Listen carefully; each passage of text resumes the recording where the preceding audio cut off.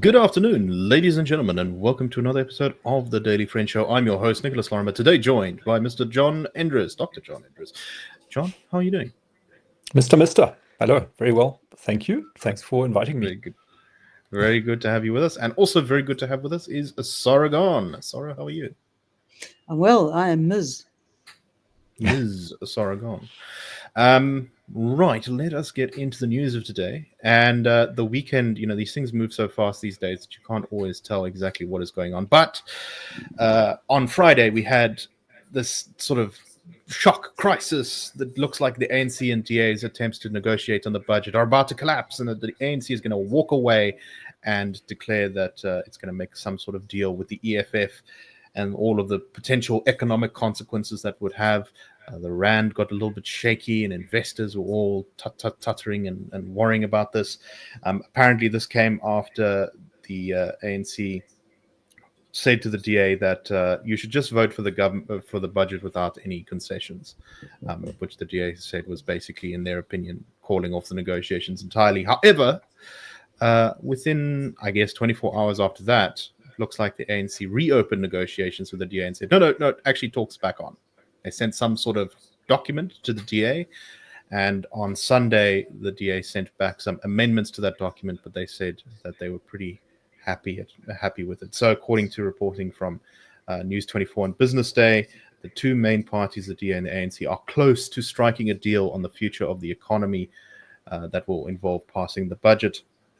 The ANC has apparently, according to News 24's reporting, agreed to, quote, many of the DA's proposals, including sweeping spending reviews, devolution of ports and rail authority, and the co-chairing of Operation Vulindlela in the presidency. And they will be announcing what the details are soon. Steenhuisen, the leader of the DA, said, quote, we've moved a lot closer to a deal in the last 24 hours, and that they were targeting a, quote, win-win solution that his party would end up in a position of, quote, co-governance of the economy, not subjugation. That's quite strong phrasing. It looks like the EFF remains shut out of things for now, especially if this deal does go ahead. One of the concessions it looks like the DA may have made is that they will agree to a VAT hike for 1 year, which can be removed if there are significant cost savings from this comprehensive spending review. But it looks like they say they're going to be getting more control over key economic issues. So, John, let me start with you. We obviously don't know all the details yet. They will become apparent to us in the coming hours, days. But what do you think are the main things that might constitute a sort of win for the DA here, and what would constitute a bad deal? The devil's in the details when it comes to these complex coalition stuff. And what to you would be a real sign that the DA's position in the GNU has changed from that of, as Steenhuisen said, subjugation to co-governance? I think one preliminary remark to make here is that there were quite a lot of dismissive comments from European observers on our coalition forming process, where, for example, the Germans take 3 months to form a coalition, and they've got a 300-page document, an agreement that spells out all the details of what happens when and what you agree to, what you don't agree to, etc., etc. And they said, here's the South Africans, like with the little flimsy 2-page document that they wrote, they scribbled on a napkin somewhere within 2 weeks. It can never work. Like, how can you have a coalition based on something like that? But the German coalition fell apart, despite the 300-page document. And the South African one is still hanging on there. And I think it may turn out that having a kind of flexible working arrangement is actually better than having a rigid one. Because effectively, that's what needs to happen, is that you can't account for all contingencies. You don't know all the things that are going to happen. And what you need to have is the scope and the flexibility to negotiate, which I think we're seeing play out now before our eyes. It's really useful. Like, imagine if they'd written an agreement. So go ahead, Nick. If I can make a comment on that, it's not like the German system is always cracked up to be. I mean, one of the problems I've learned recently about the Germans is that they vote abstention in EU debates when their own government ministers don't agree on things. So despite this huge document, they're constantly disagreeing, which means that Germany votes abstention on almost every piece of EU regulation. And that's exactly because, as you say, they're just constantly in negotiations, and it doesn't actually work as well as they claim it to. Yeah. And it's exactly, and I think our approach is a bit nerve-wracking because you don't know what's going to happen, right? So you have the situation where yesterday I was writing a note on the budget and this battle, and of course, no idea how it's going to play out. Because as you said on Friday, the news was it's all falling apart. The DA is out, the EFF is waiting in the wings. That's it for the GNU. And then on yesterday evening, we had news that they're talking to one another again. It's brinkmanship because they're getting close to the 2nd of April when they have to, like the Finance Committee in Parliament has to agree on the fiscal framework. That's like one of the many steps that has to happen to pass the budget. And they've got to get a deal before then, ideally, if they can. So they're talking to one another again now. So it's a fascinating process to witness. And I'm very happy to see that it's working out in the kind of flexible, work it out as you go along South African way, a way of muddling through. Because as long as the parties involved are playing that game, I think it can actually work out quite nicely. And the ANC at first didn't want to play ball. They didn't want to follow this process because I think they were still stuck in majority mindset and saying, we call the shots, like we write the budget, we pass the budget, we don't need your help. They've now been faced with the reality that they do need the support of other parties to do this, which is very unpleasant. And they've now gotten into the negotiation phase of saying, okay, like here's the DA proposal, here's what they want. Well, let's read it and say what we can accept, what we can't accept, what we want to change, what alternative proposals we are going to make finally. And that's really useful. I thought the DA has played this really well. They've been hard line on this and saying, look, we need some more substantive concessions if we're going to agree to the VAT increase than just being told to suck it up and vote for it. And they've made some good proposals. What I also thought that have done very well is to focus this on economic growth. So they're sort of not saying, we need DA talking points, manifesto points to be in this budget or in the negotiations. They said, no, it's economic growth. We need jobs. We need the economy to grow. There's some things you can do to do that, to achieve that. Here's our proposals. If you've got other ideas, put them forward. But we've got to get the economy to grow. It's a very good message, a powerful message. And I think they did really well on that.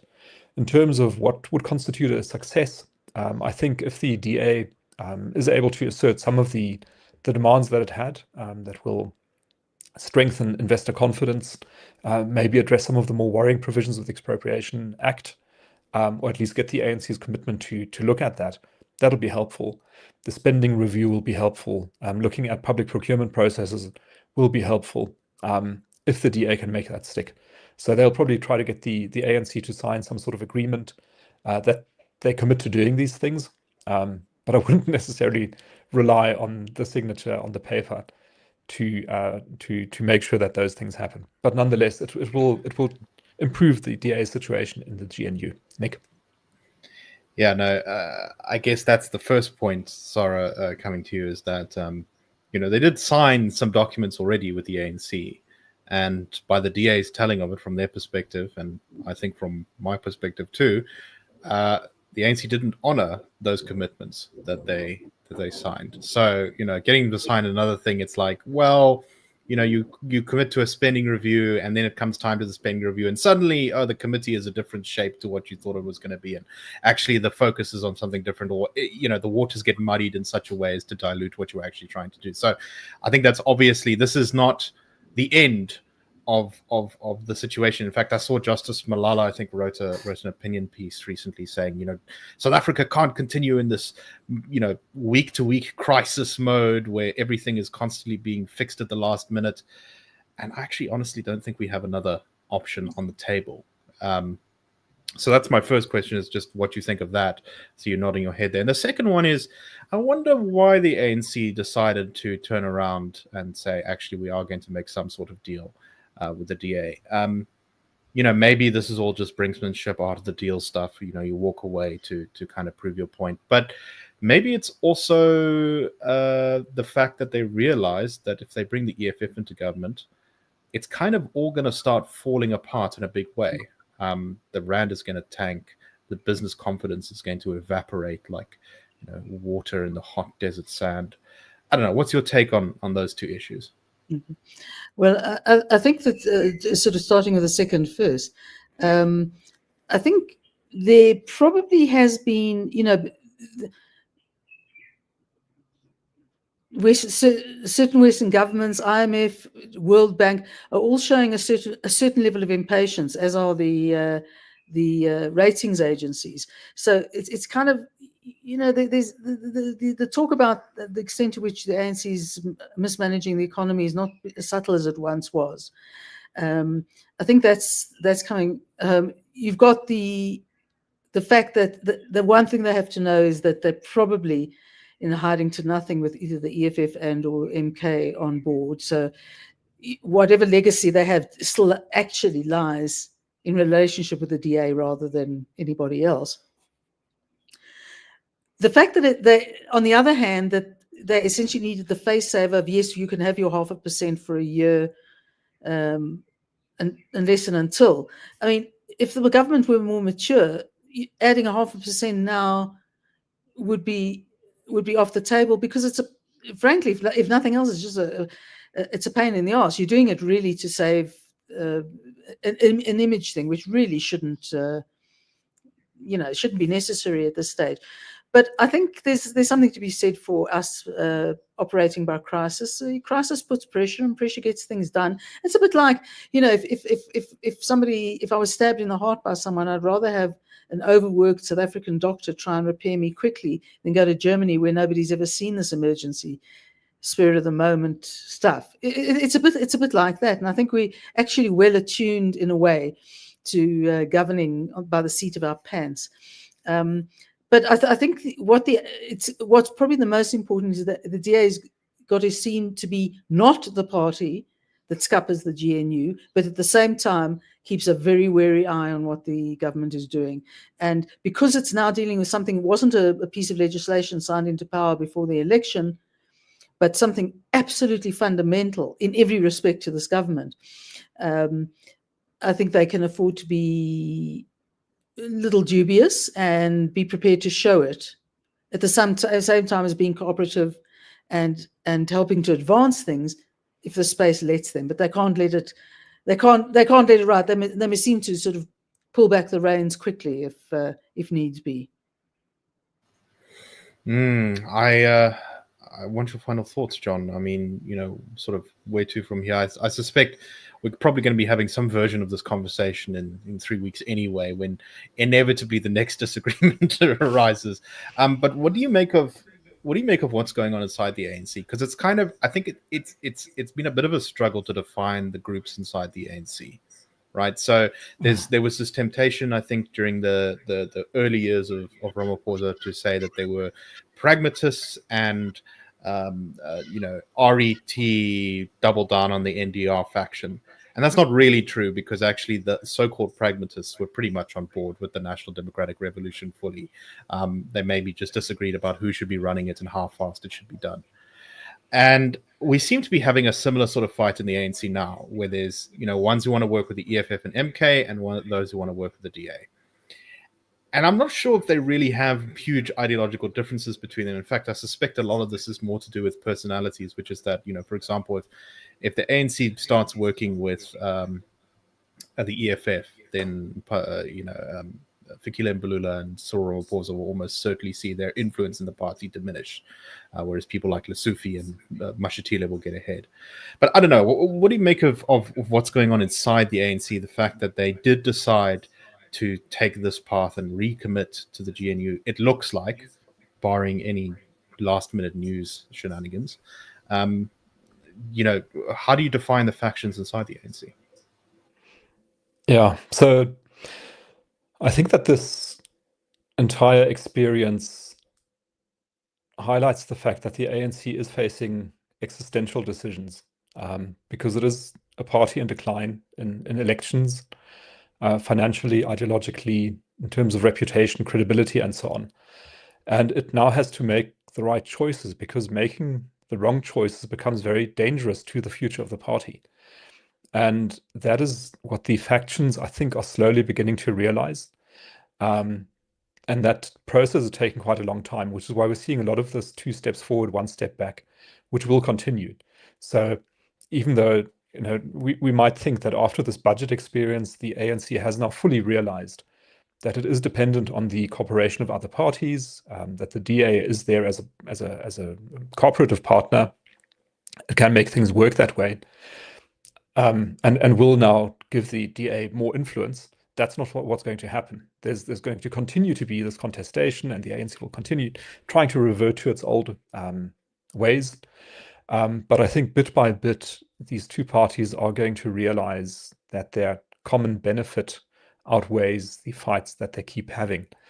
In terms of the balance of power within the ANC, that probably shifts almost from day to day, depending on what's going on in the political environment.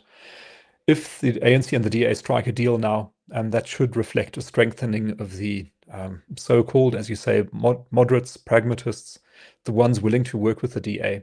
But it's every conclusion we reach here is going to be a provisional conclusion. I think it's perfectly plausible for the ANC to change its mind and start working with the EFF, which I think will not be a rational decision because it spells bad things for the future of the ANC. But in a fit of pique, you get upset at John Steenhuisen's tone of voice when he's demanding another thing. And you say, that's it, I've had enough, I'm walking away, I just cannot bear to work with these people. And you go to the EFF. That could happen. And that tightrope, I think, is one that we're still very much on, Nick. Yeah. No, I agree completely with that. This is going to go back and forth endlessly. Sorry, you said something? Yeah. Just to make a slightly off-color observation, they're probably nothing more than they have worked with the people who are in the EFF, and they've worked with the people at MK, and they've probably looked and said, "Oh dear God, this could be catastrophic."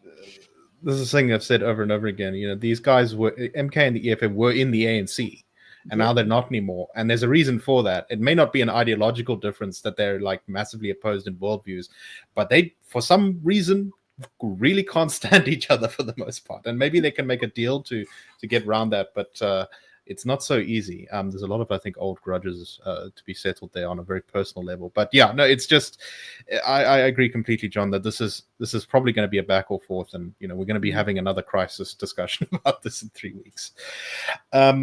Okay, let's go on to some comments by the chairman of Eskom, in Teto Nyati, who was talking in public at an investment seminar, and it was just kind of weird, some of the comments he made, because it was interesting to see how, in his thinking, race seemed to be kind of a central reason for a lot of his interactions with Eskom. So he says that he was skeptical about chairing Eskom during the load shedding crisis, but he eventually agreed to do so because he believed that this was important to counter what he calls the painful prejudice of the perception of Black South Africans as being involved with failure. He said, quote, "People like me, Black people, we are largely associated with failure. We mess things up. That's the narrative. We've been given things and those things end up destroyed. And for me, it was really another opportunity for us to turn around Eskom and to demonstrate that there were many, many capable people out there who are to do these things. If they were given opportunities, they can do it." He went on to talk about the reduction in load shedding from when we had the really bad year in 2023 of load shedding, when we had sort of stage 6 for 2 months of the year and most of the year being load shed. He says that the reduction in this has been due to Eskom's 9-point generation recovery plan, which is primarily designed to address breakdowns and coal shortages. This plan increased maintenance, improved coal stocks. He talks a little bit about how basically they told Minister Pravin Gordhan, the Minister of Public Enterprises at the time, was very hands-on and meddling with everything in Eskom, to butt out and to, quote, "give us space for us to be able to do what we think we know how to do." He said that a key move was cutting out middlemen who had secured products from original equipment manufacturers that were driving up costs by 300%. He said, however, that Eskom's main problem was this dysfunctional organizational culture, that leaders were not leading, people were promoted into levels of incompetence. There was a lack of difficult conversations. He went on to talk about how he thought that the narrative of sabotage in Eskom was far less widespread than was actually true. But this is his sort of concluding remarks in this piece here. It says, in fact, this whole load shedding thing to me, it's like a proxy for black incompetence. That's what it represents. That's why people want to have it continue to be there, because it's representing that. He said, when load shedding started dwindling, you actually take something away from them. I don't know how many times people are saying, we're doing this, we're not doing that. They're not accepting the fact that things are actually improving. He then went on to quote Chinese dictator Deng Xiaoping, who said it doesn't matter if a cat is black or white as long as it catches the mice. He said you need people who are going to be looking at these problems from different angles in order to come up with solutions that help you to address challenges that we are facing. We truly need each other. We are always trying to fight, and we are looking at difference. At the core, we all love this country. We all want the same things. We want security. We want a great education for our children. We want great healthcare for all of us. We need to be focusing on what makes our country great. He also made a comment in this that the only reason the DA had supported Andre de Ruyter, CEO of Eskom, and then opposed other candidates was because essentially implied they were racists. But John, I don't know how to entirely unpack this, but it really comes across to me the sort of weird association of kind of race with, like, you know, that Eskom needs to succeed to prove that blackness has got excellence in it or something like that, which to me is a completely insane way of framing this. If Eskom succeeds, it's got nothing to do with the race of the people involved. It's to do with the competence of the people involved. And if Eskom fails, it's also got nothing to do with the race of the people involved. It's got to do with the competence of the people who are involved. And I think this is how the ANC has poisoned so many debates in the country, is it has described itself as a black government. It's not a black government. It's an ANC government. And I think this takes us to, you know, you can see by what the chairperson says here that ultimately he believes that South Africans should work together, but he also at the same time believes that, you know, people of different races have fundamentally different perspectives on problems, which I do not think is true. I don't know. What do you make of all this? Yeah, it's, I think, really interesting to see prominent people start to wrestle with these questions. And what it really boils down to into the background for me is a question of the rules that determine how we appoint people, how big SOEs buy from their, you know, suppliers, how we enforce accountability, how we reward competence.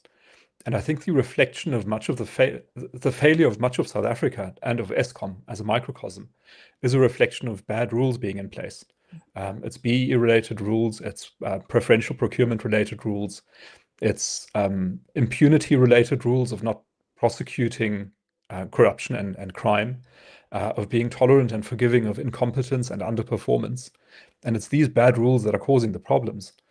And because of the way these rules have been set up, I think much of that failure has been associated with blackness, which is a terrible thing. You know, it's a dreadful thing to be happening, and for people to be exposed to in South Africa. It's interesting to see Inyati now dealing with these questions, and I hope that the conclusion he eventually comes to will be the classically liberal one that has been espoused by the IRR for many, many years, which is, you know, treat people equally, no matter what their race is, and set up good rules so that people can succeed and society can succeed. And once you get that in place, you know, then everyone can move forward and stop obsessing about the skin color of the various people involved in the project. Nick? That exactly is what sort of strikes me about the interventions he mentions as improving Eskom, getting the overbearing, micromanaging minister to butt out. That's something that non-racialists are totally on board with and would have thought, you know, we thought was a great idea. This is, you know, cutting out middlemen, which often there is a kind of a BE angle to that, right? Which is why do you have these middlemen? Well, it's because you need suppliers, X number of suppliers of a certain race in order to fulfill BE quotas, that kind of thing. And focusing on, you know, what people know and who's competent and who's leading. This is the essence of a merit-based system. And it's sort of weird because he's like throwing out all of these kind of racial terms and this racial view of looking at the world, but then circling around to arrive at the fact that simply, as you say, John, if the rules are better, you get a better system. I don't know, Sarah, what do you make of this? I think he's sort of feeling a bit of the victim of, in fact, what as you've already discussed, the ANC has created. I mean, to the extent that he gets the feedback, the sense that this is poor black management or whatever it may be, is directly in the hands of the ANC, and it goes back to cadre deployment combined with BEE leads to corruption. I mean, when you manage to literally have stolen your electricity supplier in the broad sense, that's quite some achievement. I mean, you've basically helped fast track the deindustrialization of the country. So at the bottom of this, in fact, is the ANC's racialism rather than anybody else's, because South Africans to a person, whatever, will, if a job is done well, you can be from anywhere, look like anything, be of any color, it doesn't matter, it's done. I think the problem here is that I think he pointed to one thing about, you mentioned giving the space. And I suspect one of the problems for a considerable number of his predecessors who were in there to try and rectify the damage, the really serious damage, was they were not given the space. But obviously we as ordinary people won't have seen the machinations that involved politicians and the favored cronies, etc., etc. So one can just get a little sense of how little space senior management had, and he seems to have a solid private sector background. But maybe the crisis had been such that there was a recognition that if we get, in having black leadership, we actually do have to give them the space to make the difference. And when you have the space, it's easier to make the difference. But there are also other issues. We don't tend to know enough about the extent to which the crime that was associated with Eskom has been dealt with. There's also the reality of the economy is just in such bad shape that there's less demand. So all of those factors come into play. I think it would have served Eskom really well to talk to the public, and under his watch, to talk to the public about what they've done about Eskom, and not how many gigabytes, gigawatts, and fiddly faddlies they've managed to achieve, and energy availability, etc. That's important, but for the ordinary man in the street, the idea is to know is what are the problems they've managed to overcome, where were the blockages, Right. And that's part of the communication. And I think he's probably gone in, they've made changes, but all you need is the first bout of load shedding in a long time to say, well, what has actually gone wrong? And I've seen there was an article saying that Kusile was the most expensive power provider Power plant, ever created. Yeah, no, I saw that. I think there's a Chris Yayland was being interviewed there. But so it's that perspective. On that point, one of the reasons I am still a bit skeptical about Eskom's turnaround is because I'm not sure if the rules of the game, if those blockages have been fully removed. I think it's clear that there's been some progress on that. And, the things he mentions here about leaders not leading and about cutting out middlemen, that all sounds good. About the minister not micromanaging, that sounds good too. I hope, that I do not think that Dean McPherson is going to be the same as, or whoever replaced Pravin Gordhan. I'm actually sure. But anyway, is going to be as micromanaging. But John, any final thoughts on this one? Just the observation that I think, we are in this process of a transition between an old state and a new state. And there's a lot of uncertainty and volatility inherent in this transition, and also uncertainty about the outcome. But you might have noticed there's a new genre, I think, of YouTube videos also, which is very much the sort of black commentators lamenting South Africa's underperformance over the past 30 years. And I think this is reflective of the same commentary that we're hearing now from Inyati. Yeah. Anyway, so for our last story, we're going to just talk about, very briefly, a short little event that happened in KZN. These sort of political events happen quite often. You get one political party, and all of them do this from time to time, says, look, we've just gotten a whole bunch of members defecting from other parties. This is, a sign that the politics is moving in our direction. The DA does this sometimes. I mean, they did it recently when the ANC caucus leader in Cape Town defected to them.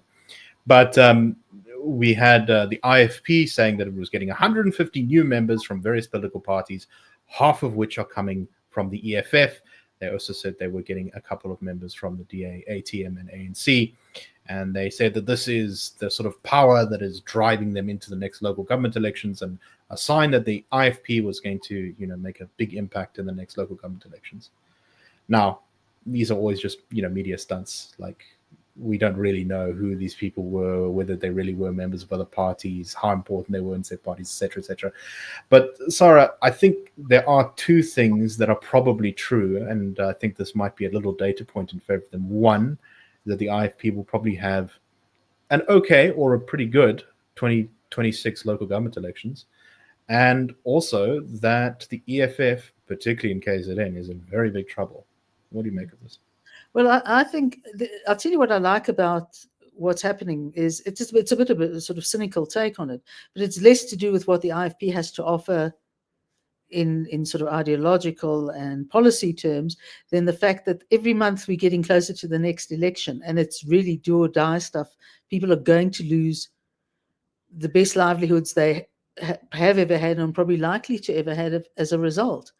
And I think they do, particularly take the guys in the EFF, they're probably saying exactly that. The EFF is in big trouble in the KZN. If we carry on hitching our star to this wagon, we're going to be, standing in a Sasa queue next year. And I think they're just really looking at options and saying, where can we possibly save ourselves? And I don't think it's necessarily a terrible thing in the sense that it creates a much more realistic perspective of what's working and what's not. I guess they could have gone to the MK, but there's been a certain level of realism that says MK is not going to produce inclusive economic growth in any time soon. So, right. And I suspect in terms of party structures, MK is pretty much a closed loop. You don't get promoted in that party unless you already are in the club, I think. And much could happen as a result. Exactly. John, what do you make of this? I mean, do you agree with those two sort of suppositions at the beginning there? And, I think a point that's often missed about South Africa is when you go to the sort of on the ground level of people who are sort of politically engaged or not that politically engaged but still vote, the differences between the supporters of different parties are often quite not nearly as stark as you think they'd be. There's a lot more agreement on things, and there's, for example, I've seen many times activists going from the ANC to the DA to the EFF in some parts of South Africa. Here you've got people going from the EFF to the IFP. I'm sure there's every now and again you see people going from the MK to the DA. It's probably quite rare, but I'm sure it happens from time to time. I know that there were people who belonged to the Landless People's Movement in Soweto who joined the DA. What do you make of this? Yeah, I think we must be careful not to overinterpret it, because as you point out, there's a lot of this going on all the time. But one interesting question for me would be why was it 75 EFF people moved to the IFP? Half of 150, roughly. Why they did not go to MK? So in other words, as an EFF member, supposedly you've got like an ideological outlook on life, like you care about Marxism and Fanonism. Do you think that is that going to be served more in the IFP or in MK? Or is it more about the question of your Zulu nationalism and your identification with that? In which case you might also have gone to MK, because you would have said, that's where Zuma is, that's where the great Zulu leader, carrier of all the hopes of the nation is. That's where I should have gone. But no, they go to the IFP. And why would that be? Maybe it is because of a perception of relative strength and weakness. So if you've got the feeling that the EFF is going down in the polls, it's weakening. The MK is beset by infighting and maybe also not looking like a great prospect, then the choice you make is going to be IFP, unless you go ANC and.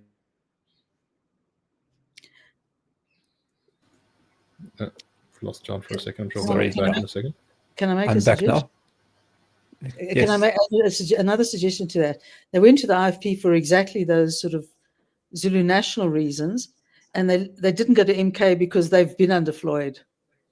Let's do it again. That's worth pointing out, I suppose. Yeah. Yes, is that if you didn't like Floyd, you're not going to leave the EFF for MK, I suppose. Yeah, Sorry, John, exactly. you were saying. Yeah, it's just the final observation of not having chosen to go to the ANC instead, but perhaps also perceiving that party to be on the decline. And it's really interesting to see this movement towards IFP. You know, if 150 is a big number or 75 is a big number, which we don't quite know, but it seems like quite a big number, then that maybe we can read a little bit into that. Yeah, no, I think KZN, I mean, look, the local government elections next year are going to be fascinating all over the place as we see, you know, whether all of these trends we saw at national level continuing. Is the ANC going to continue its sort of general decline? Is the EFF going to collapse or rebound? Is how big a splash is MK going to make? These are all very big open questions. Will the DA manage to fend off the PA, or will the PA, you know, knock the DA out in a whole bunch of municipalities? There's so many things, but KZN in particular is going to be fascinating to watch. How well does MK do? Does the IFP, you know, secure its place as the kind of main kingmaker in KZN municipalities? And this is perhaps an early indication of how big a deal that fight is going to be. There's going to be a lot of movement, I think. Yeah. Okay. Well, that's it for today. Thank you very much for watching the show today. We hope you enjoyed, and we will be back tomorrow with the Daily Friend Show. Cheers, everyone, and have a wonderful afternoon.